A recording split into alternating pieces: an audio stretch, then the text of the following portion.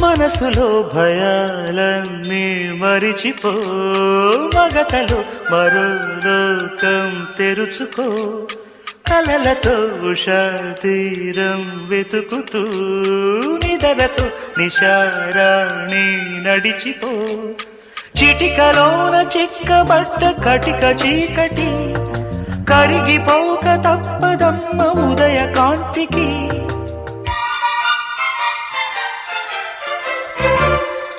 జామురాతిరి జాబిలమ్మ